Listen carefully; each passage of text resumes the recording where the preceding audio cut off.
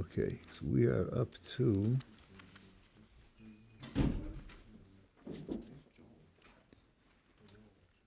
page 34.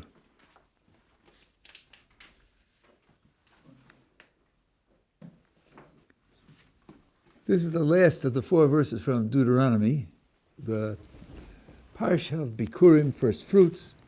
As we said, this pictures a free, prosperous, secure Jewish farmer who is celebrating the Seder. And just as he would come to the temple to bring his first fruits and recite these 4 verses of historical flashback to explain how he got to be where he is. So that's what we are picturing this person making the Seder as doing. Now, I have these 4 verses, and each phrase in each verse is explained by quoting a parallel verse from the book of Exodus or other places to explain what it means. So the last verse is Vayetzienu Hashem miMitzrayim biyad chazaka v'zor antuya. Hashem, our God, took us out of Egypt. Now 5 descriptions: strong hand, outstretched arm, great, awesome actions. Osos, and os is an action that carries symbolic meaning. Means it calls attention to itself, and when you analyze it, you see that it expresses some idea or reference to a past historical event or something like that. Mofsim are spectacular breaches of nature, which bespeak God's power and God's attention, but don't necessarily carry a reference to something else, whether a mitzvah or a value or something else. Now, the first explanation, Hashem took us out of Egypt, and the Hagaddah says here something very famous, but something that has to be analyzed carefully. Lo ayidei malach, not via an angel. Lo ayidei saraf, was it another kind of angel? Lo ayidei shaliach, which means agent, someone acting on his behalf. Elo kodesh baruch hu b'chvado v'atzmo. HaKadosh Baruch Hu, personally, in full personal presence. Shenemar, v'avarti be'eretz Yisrael b'layla hazeh, I passed through the land of Egypt on this night. V'kezi l'bachor, and I struck all firstborn, be'eretz Yisrael, the land of Egypt, me'adam ad behema, chol Elohei Mitzrayim e'eseh shvatim, and all the gods of Egypt, I shall pronounce judgments. Ani Hashem, I am Hashem. The singular first person pronoun is used 5 times. So it's I and not. So now the Hagaddah goes through it in detail. V'avarti, I shall go through. B'layla zeh, ani v'lo malach. I am not a malach. V'yikesi, I shall strike. Ani v'lo saraf. I will make judgments. Ani v'lo shaliach. Ani Hashem. And then the pasuk ends. Ani hu v'lo acher. I'm doing it and not anyone else. Now you would be forgiven if you thought this means that Hashem did it by himself. You could be forgiven for thinking that because it looks like that's what it says, right? But according to many, it's not true. You want to say something? Yes. I thought it was the angel of death that killed all the firstborns. Yeah, well, you're not far off. You're not far off. Let us open the Blue Book and take a look at some passages. I wouldn't say that. By the way, what does Passover refer to? Malcham Avos, passing over, and Hashem. Malcham Avos. Not killing the Jewish people in Egypt, passing over their houses. Yeah, passing over their houses and not killing them. So the natural thought is, Hashem is saying, I'm going to, just like we just read, I'm going through and I'm killing the Egyptians, I'm killing firstborns, but not yours. I pass over your house in order to hit the Egyptians. But it's not obvious that that's true. And I'll show you where it says that.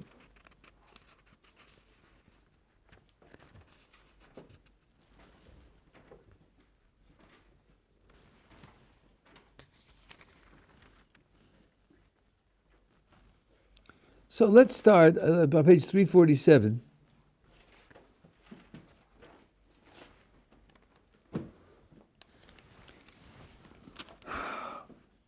But starting with verse 4. Moses said, so said Hashem, at about midnight I shall go out in the midst of Egypt. Every firstborn of the land of Egypt shall die.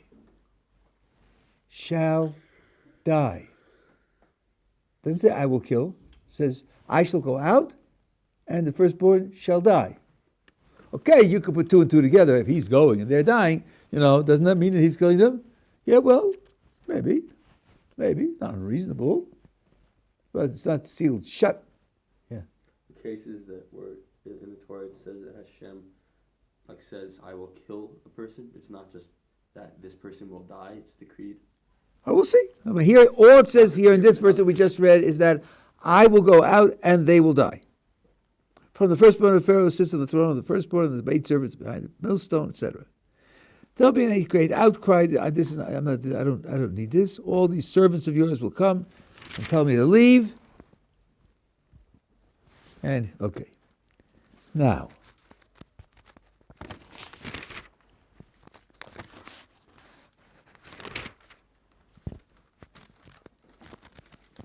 look at page 353.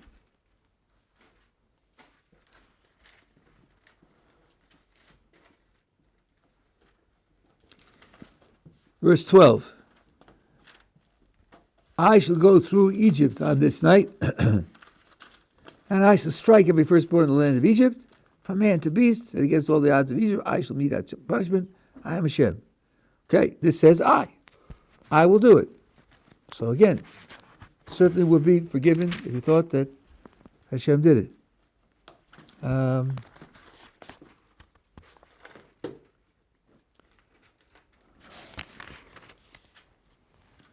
Look on page 357. 357? 357. Top of the page, verse 23.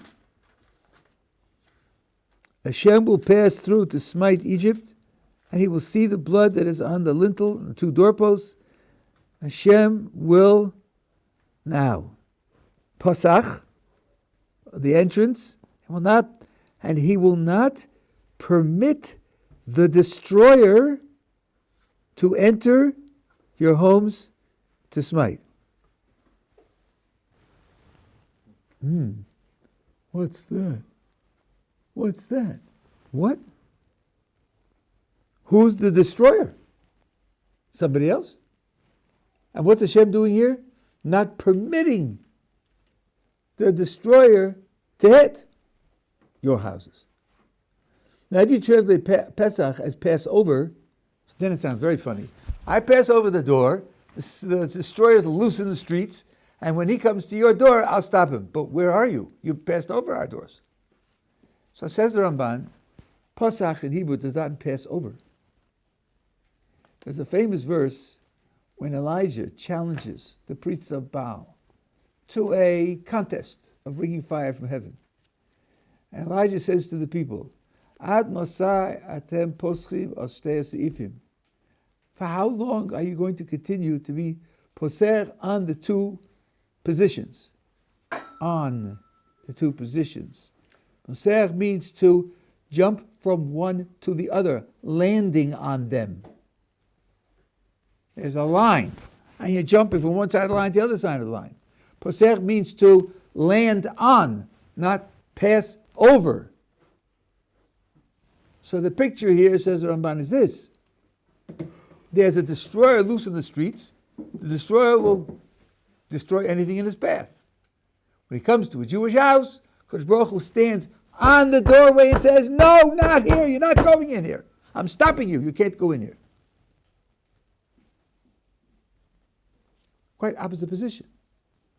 What are we going to do with what we just read in Hagaddah? I am not a malach, I am not a saraf, I am not a shaliach. Says the Ramban, when a king travels, he travels with his whole pamalia. He doesn't travel alone, solo, unless he's doing it incognito, so nobody should know that he's king. Otherwise, he travels with his warriors and with his personal servants and with his messengers. And then, when the king travels with his whole his whole retinue. If something needs to be done, he gives an order, and one of his subordinates does it. But very often, HaKadosh Baruch Hu, so to speak, runs this world from a distance. Like the king who sits in the capital and says, there's a city out there 1,000 miles southwest, go there and collect taxes. And he sends the representative. The representative goes there and says, I'm coming for the king. I'm speaking in his name. Pay up! He collects the money and brings it back to the king. That's the way HaKadosh Baruch Hu usually runs things. God is telling us, not on this occasion, not sending his agents out to do the work, staying distant. No, he's personally present, directing the operation. So when it says I and not an angel, it means I and not an angel alone, a saraf alone, an agent alone. No, I'm going to be personally present. But of course, I'm going to assign the things that need to be done to my agents who travel with me. This verse almost forces it on you. Also, the semantics of the word Pesach, not meaning pass over, but to land on, jumping on one thing to another, also is difficult to read. And then when you the other verses, which sound like he's doing it, when there's a famous verse that the Evan Ezra quotes, it says, who built the first temple? You know the answer. Who built the first temple? Solomon, right? Oh, did he go to Lebanon and cut down the cedar trees? Did he weave the tapestries? Did he mold the golden vessels? I don't think so. It wasn't a one-man artistic job. He hired thousands of workers and had them do the work. But since he initiated, he was responsible for it, we say he did it. All those verses that says, I will smite, doesn't mean that Kiviyachal, HaKadosh Baruch Hu's hand did the smiting. It means I'll be present and direct it. Of course, it'll be done through an agent. So this, I do this in detail because many people have this picture that's hard to reconcile. HaKadosh Baruch Hu passing over and going around and killing all the Egyptians. And second of all, to teach you how careful you have to be when you're dealing with psukim or dealing with chazal, how careful, how precise you have to be to make sure that each detail is stated separately and is proven separately so that everything is under control. Here, as I said, you're forgiven if you thought it meant that only Kodesh Baruch Hu was present and active, and according to Ramban, according to that pasuk, it's not true. So when Hashem says that he will smite and he will kill every firstborn, he is there, which is that's different to all the other scenarios. He is actually there. But it's not, I didn't get your accent. That's right. He's there, as opposed to, people die all the time, and people are alive all the time, so on and so on. We don't call that Shriyas Ashchina. We don't call that the existence of God's presence. That's very rare when that takes place. Now, there's a little bit more to it, because every time Moses had to pray to God to stop a plague, he says, I'll leave the city, and as soon as I leave the city, I will pray to God. So that's because the city was full of idols. And Moses felt, and he not just felt as if it was only speculation, Moses knew not appropriate to pray to God in front of those idols, right? So you might make a naive kavahomer. If Moses, who's only praying to God, doesn't do that in front of all those idols, God himself certainly isn't going to appear in front of all those idols. That's a false kavahomer. The limitations on a human being, even in his religious expression, do not imply limitations for the Creator. The Creator is not limited by factors like this. After all, the Creator is giving existence even to those idols. If he didn't give existence to them, they wouldn't exist. So it's not as if he's limited from appearing in any place whatsoever. Okay, that's the first one. Oops.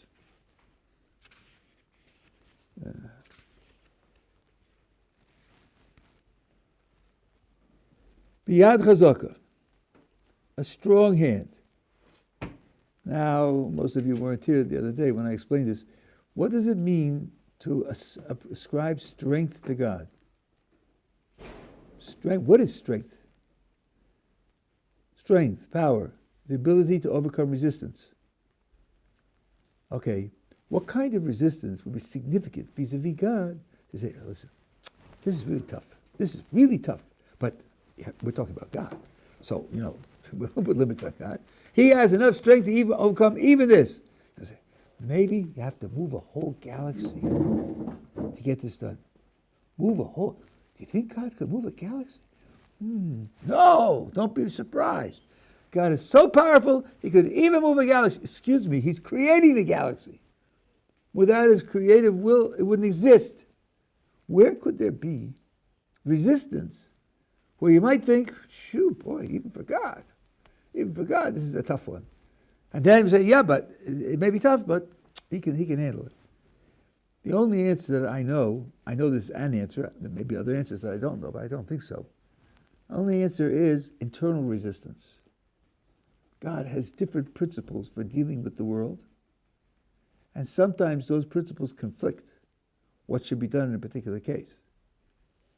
And there, God has the power to give one principle a precedence over another of his own principles. That's worthy resistance, because he would be resisting himself. There's a Havamina, there might be trouble. And this can happen in two directions. Chesed, the two main characteristics that we speak about are Chesed and Gvura. Chesed is loving kindness. Loving kindness wants to give. Loving kindness wants the recipient to be happy, to feel successful, to feel self-confident. And sometimes justice says, yeah, but he deserves a patch. He's not living up to what he should be. So there's a conflict. And sometimes loving kindness overcomes justice. Sometimes justice overcomes loving kindness, withholds this. So there, when there's a conflict, there's power of one to reconcile the other, meaning that they're not just caught in a stalemate and there'll be just a short circuit with nothing to do. No, there's the power to determine the outcome of this kind of resistance. That's, I think, what's meant by strength when applied to God. Now, why it's applied to this particular plague, I don't know. It's applied to the plague of cattle sickness. I shouldn't say cattle, but animal sickness. A very severe plague. Why you need that characteristic to apply to this plague, I don't know, but that's what it says. Now, there are 5 of them, remember. Outstretched arm, Now, here's something which you can ask at your Seder. Okay, this is the outstretched arm. So the Hagaddah comments, this is the sword, as it says. Now, it quotes a verse from Chronicles. Kamashinemar, v'charbo shlufo b'yado natuya al Yerushalayim. There was an angel standing facing Yerushalayim, and its sword was outstretched in its hand to strike Yerushalayim. Gee, I don't know about you, but that feels funny in the context of the Hagaddah. Isn't Hagaddah celebrating salvation, Jewish success, Jewish elevation, God's love for the Jewish people? Are we talking here about the plagues with which he struck Egypt in order to achieve our freedom? Why would the Hagaddah bring a verse which seems to be reflecting on some failure of Jerusalem, punishment of Jerusalem? So I worried about that for years, till I finally overcame my laziness and looked up the verse. In context, the verses go on. God says to the Malach, no, don't touch my Yerushalayim, my precious Yerushalayim, leave it alone. No, you can't do that. Okay, that's what it's the outstretched sword that didn't hit Yerushalayim, that God stopped from hitting Yerushalayim. Okay, now I understand. Another expression of, now of course, this was written for people who knew the Tanakh. They didn't have to look it up. They didn't have to speak it into Google to get it. They had it up here. They remembered it. They said, "Oh yeah, I remember that. Sure, of course, that's wonderful." But I had to look it up. Okay. Mora Godel, something that's awe-inspiring. Zugilui Shechina. revelation of God's presence. Has it ever happened in history? This verse is talking about the past. There are people who explain as if it were talking about the future. That's a mistake. We're talking about the past. Was there ever a time when God came to take a nation from the midst of a nation? The Midrash describes this as birth. The Jewish nation was born from Egypt. That's not easy. A fetus, until it's born, is nourished by the mother. You're talking about the Jewish people developing a situation where they are nourished from Egypt. That's not an easy transition. You're getting your nourishment from a place that is very polluted. And by the way, I'm just going to insert a footnote here. Those of you who don't live in the land of Israel, you should know that whatever you get outside the land of Israel comes through the heavenly representative of that foreign nation. And it is not like what you get here. What you get here comes without the interference of a heavenly representative, without the mediation of a heavenly representative. That's one of the many reasons that it's appropriate to live here. I said appropriate. I didn't say required and obligated, but I said is appropriate. Okay. The masos, the osos of amosim.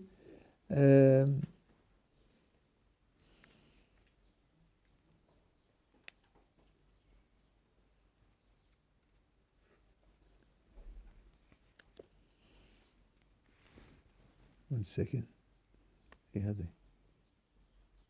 Yeah. Masos could be miraculous signs. It's like nace, the nun drops out. The samach has a dot in it. That's where the nun went. Also, as I told you, are things that have symbolic significance. Mofsim, great wonders. Milchama, war. Yad Chazak was Uratuya. Same repeated what we have above.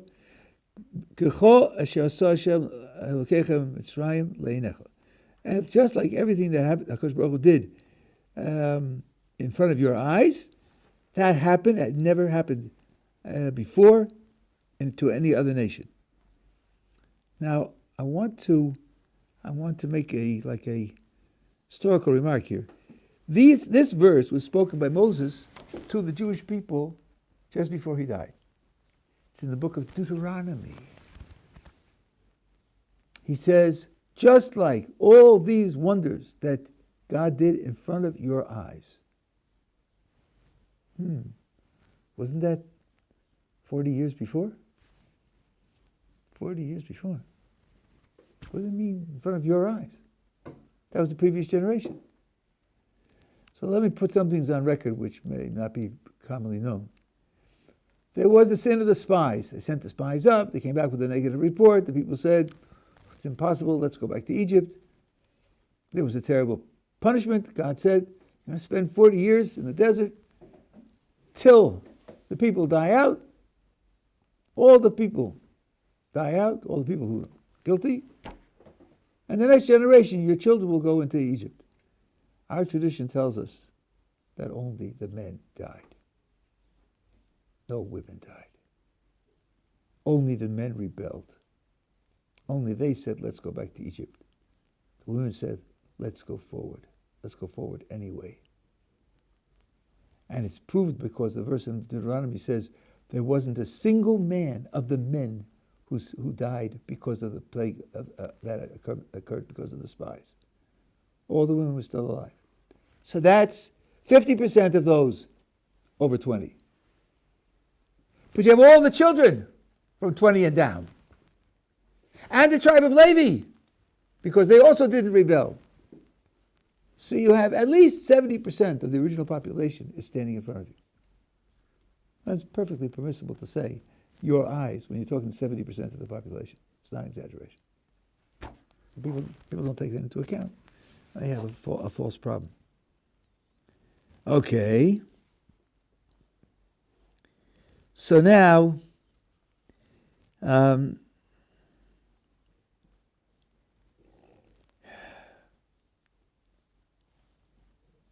this is called great awesomeness. So first of all, you have here a continuous public demonstration of divine providence, individual divine providence. They're there for 40 years. Only the men over 20, minus the Levim, die. Nobody else dies. That's not natural. None of the women die, only the men die. That's not natural. That's going on in front of you, month by month, year by year. So in those 40 years, nobody, except for the ones you said, nobody died from natural causes? That's right.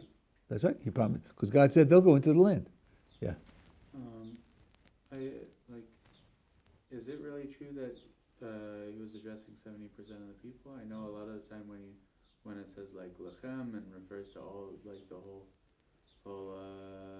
Yisraelim, it really is only it's really only talking to the men, like giving mitzvot, like you have to do this, like lechem. It's really only the mitzvah goes on is for the men. It's addressed towards the men. I don't think that's true. I think the vast majority of mitzvos, all of about, except for about 15, 17 mitzvos, are addressed to both men and women equally. The fact that it says it in a masculine form does not mean it's only for men.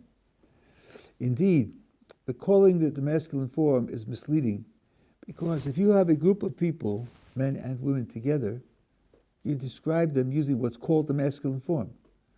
And that doesn't mean the women don't count, or we think when women are together with men, they're really men, or they're all potential transgenders. That's not what's going on.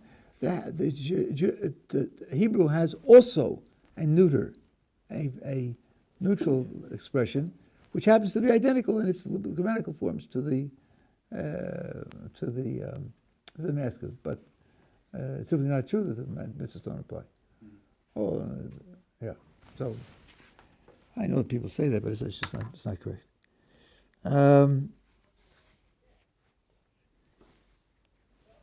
Okay. Osos zamata. This is the staff. Mashinemar zamata ze tikach biyadecho asher taseh bo esa osos. So here it's an association. The stick, the staff was associated with the miracles. Most of them were done by using the staff in the hand. There's somehow, Rizal talks about this at length. I'm not going to talk about it.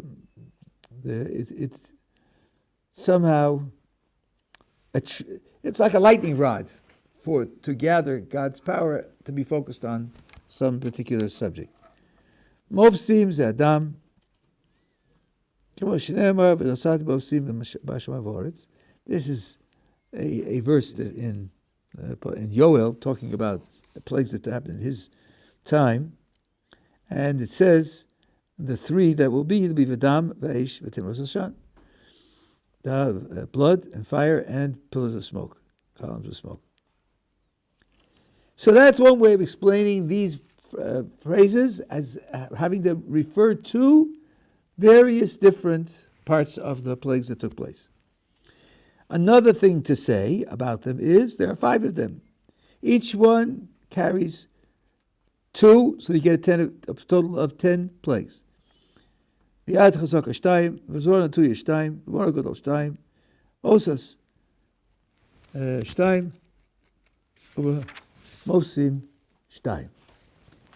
No, it's not just arbitrary. Yad chazaka is 2 words. Zor natuya is 2 words. V'mor gadol is 2 words. Osos is plural. Mosim is plural.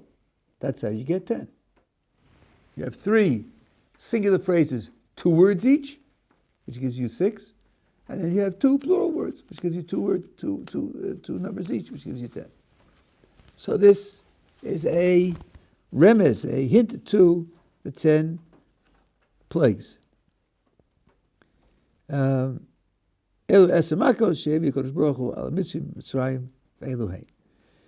the 10 which God brought on the Egyptian people, and here they are in order. I want to do the next 3 paragraphs, and then I'm going to come back to these 10, and we'll analyze them to a certain extent. Here also there's material which I think is often not taken with the seriousness that it deserves. Rabbi Yossi Agdili Omer, Minayin ata Omer, sheloko b'Mitzrayim esem makos, v'halayam loko 50 makos.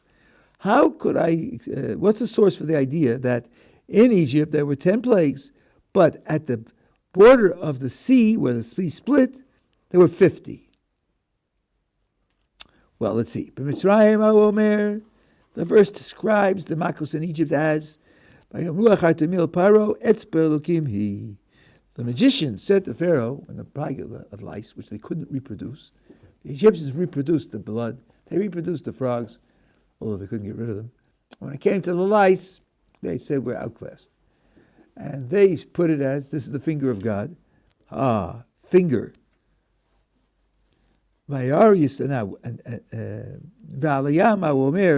what does it say about the border of the sea? Israel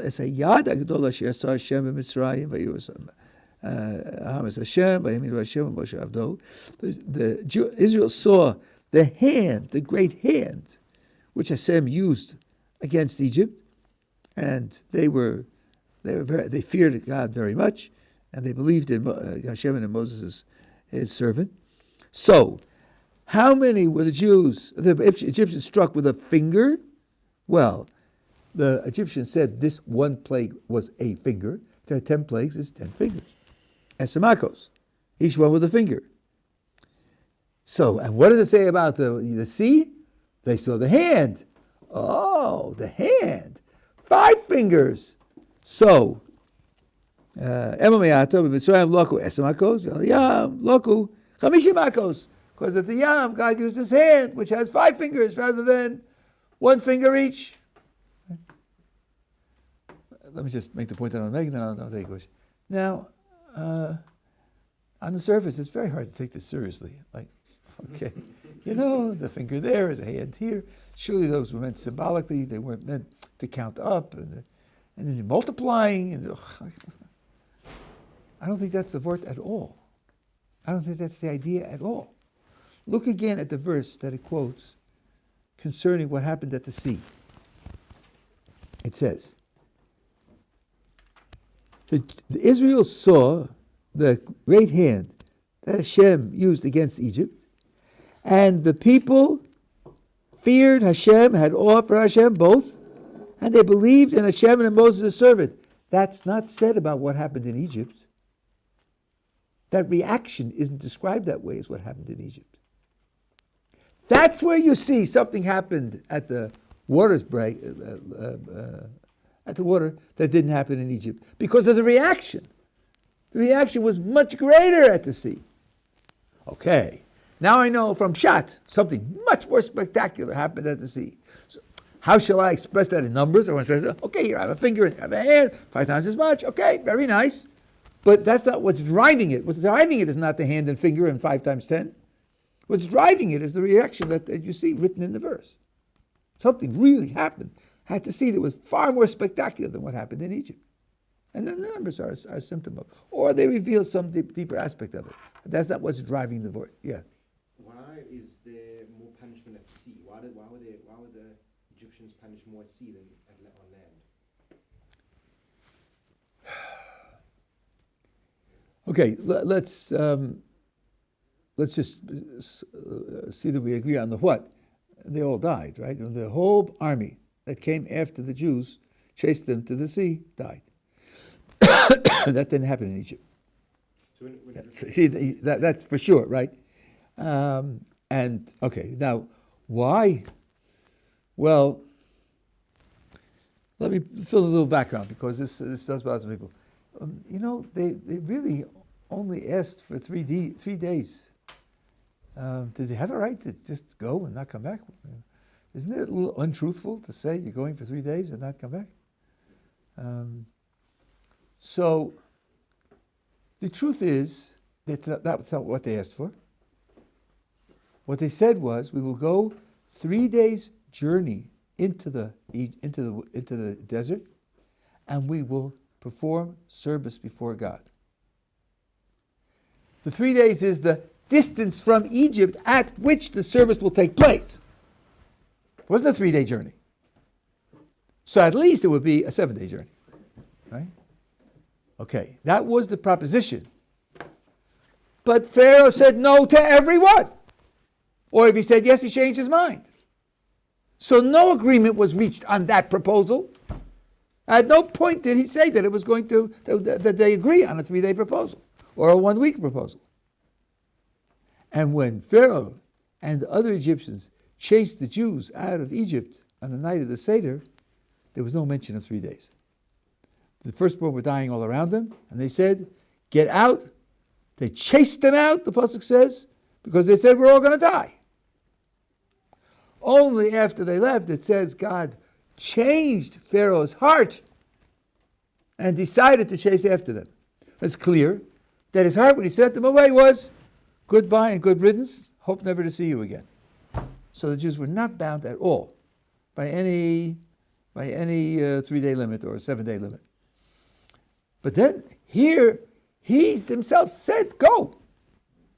And then he changes his mind. He comes with an army to recapture them or to slaughter them. That's,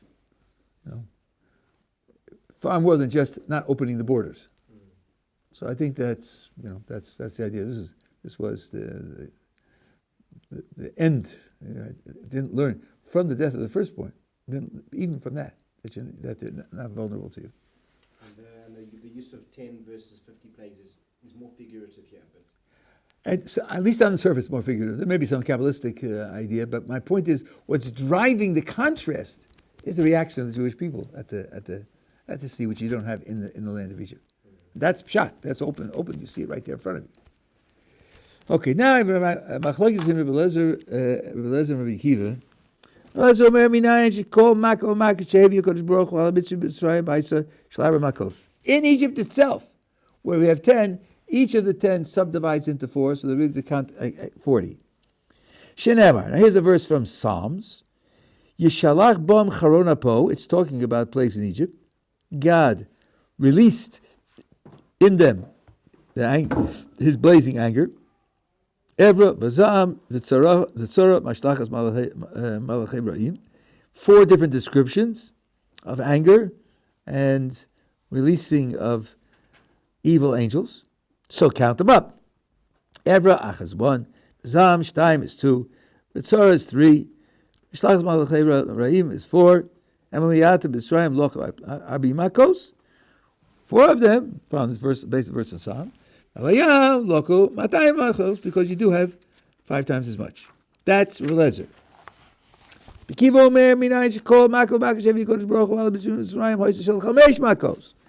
Egypt it wasn't 4, it was 5. Shenemar. Oh, let's see. Shenemar. This is the same verse that Rabbi Eliezer brought. The very same verse. How's he going to do this, Rabbi Akiva? Rabbi Eliezer counted 4. 1, 2, 3, 4. I got 40. He says, look at that verse. Read it differently and you'll see it's not 4, it's 5. Yishalach bam, charon apo, 1, Evra 2, Vazam 3, Vitzara 4, Mishlach malachei is 5. Oh, look at that. There really are 5. But Rabbi Eliezer took the first one, charon apo, as an introduction. The last 4 as specifications. He even says, no. Each one counts separately. That's 5. So he says, Charon apo achas, ever zayim, shtayim, v'zam, shalosh, harba, v'shlachas malachei ra'im, chamesh, emamayata, v'tzrim, lakum, chamishim akos, aliyam, lagu, chamishim asayim b'chos. 250. What's going on? It's the same verse.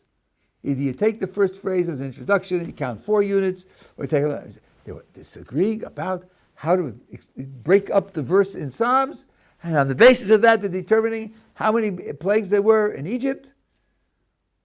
The breaking up the verse is arbitrary. You could do it either way. Neither one, as far as I know, is saying, no, you don't know how to read the verse in Psalms. You're not breaking it up right. But as a matter of fact, there are 2 of the 2 most central names of God are, one has 4 letters, a yud and a hey and a vav and a hey. and the other is Elokim, Aleph, Lamed, Hey, Yud, Mem. 5 letters. Each name expresses a different characteristic of God.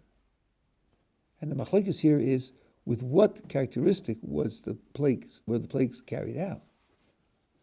And this goes back to what happened at the burning bush. And there are 2 ways to look at it. Either the motivating principle for the Exodus is God's mercy for the Jewish people and his covenant with the patriarchs. And the Egyptians are in the way. They're just in the way. They resolutely stand in the way, then they're going to get hit until they move out of the way. Or the other possibility is the Exodus is really punishing the Egyptians for their evil. Yeah, when you punish them for their evil and they lose their power, the Jews are going to go free. But really, the motivating principle was to punish them for their evil. That's the 5-letter name of God. So they're disagreeing about a fundamental understanding of what's going on. This question, one more remark, then I'll take your question. This question was raised by Moses at the burning bush. Because Moses said to God at the burning bush, when I go down to Egypt, they're going to ask me, what's your name? What shall I tell them? So the commentators say, that's what they're going to ask? They're going to ask, what's your name? Why does Moses think they're going to ask that? What point would there be in asking Moses, oh, you say you represent the creator of the universe? What's his name? Either he'll tell them a name that they know, in which case they know it and he knows it. So what? Or he'll tell them a name they don't know and they'll say, you're lying. And it's not true. What leverage would the people get in verifying Moses' claims that he represents the creator of the universe by asking him what is his name? How could that possibly help? So the Rambam and the Moreh Nevuchim has an explanation, but the explanation from the Kabbalistic point of view would be, with what divine quality is God managing this process? As I said, is it justice punishing the Egyptians, or is it mercy for the Jews? It makes a big difference, because mercy has to be earned. Mercy isn't free. Mercy needs a justification. So if God told Moses, tell them it's mercy for you, they hear, we better pick ourselves up and do something, because we have to deserve it.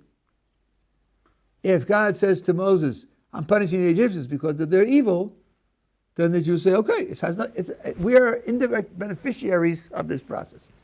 But really, it's only to punish them, and we're not responsible for it. So it becomes very important to get an answer to this question. God interacts with the world. God, and you use electric terminology, God steps down the voltage of his infinity to a finite interaction where we can have some understanding and appreciation for the interaction. If God would act in the world out of his infinity, it would be like coming out of a black box. It would have no sense to us whatsoever.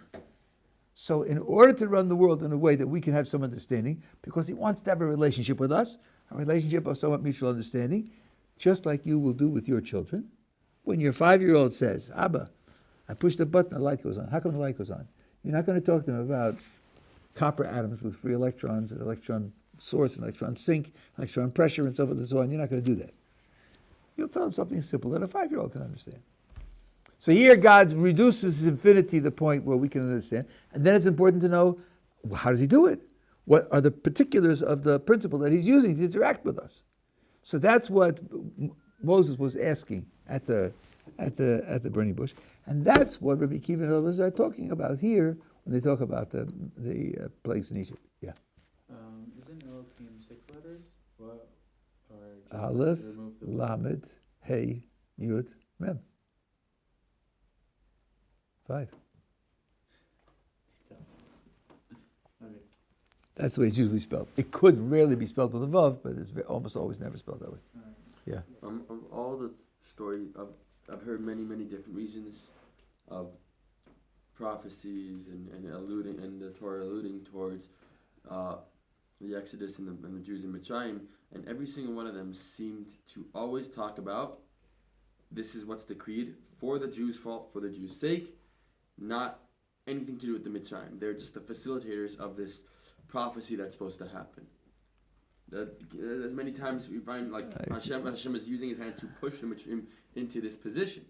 Many times we see that the Jews are becoming very relaxed in the place that they are in Mitzrayim. I think you should go back and read the verses again. I think you will find that almost never does it say. It's very rare. It says, I remember the promise to the patriarchs. But it does not say they deserve to be saved. I'm doing it for their sake. Or for their sake depends upon the past or the future. When Moses at the burning bush also asks God, he says to him, you're sending me to Egypt that I should engineer the Exodus, be your agent. Right? And he says, who am I to talk to Pharaoh? And who are they that you're taking them out? So God says to him, who are you to talk to Pharaoh? What a stupid question. I'm going to be there with you. I'm not sending you. You're not going on your own. Like that. But, maybe I said it too strong, but he brushes that off. He says, who are they? They're going to serve me on this mountain when they come out. This is not a recognition of their past. It's an investment in their future. You're right. If you ask what in their past would justify my taking them out, there's no answer. There's nothing in their past that justifies it. But I'm investing in their future. But they were destined to be slaves in Egypt, weren't they? So what? Well, if they were destined to be slaves in Egypt, was it because of the Jews, not just going to happen? Or was it they were destined to be because that's what was decreed for the Mitzrayim to do to the Jews? It could have been anyone. It could have been the Greeks. It could have been any single person. Why was it the Mitzrayim's fault for being evil? Was that like? Okay, but now we're moving off to a different question altogether. That doesn't affect the substance of what we're talking about. We're talking about why were they taken out? Were they taken out because they deserved it? No, they didn't deserve it. The vast majority stopped doing circumcision and they were worshiping idols. They definitely did not deserve it. It was not because they deserved to be free. It was an investment in their future. Whether the Egyptians should be punished or not, yeah. The Ramban talks about that at great length. Maybe we'll talk about it tomorrow.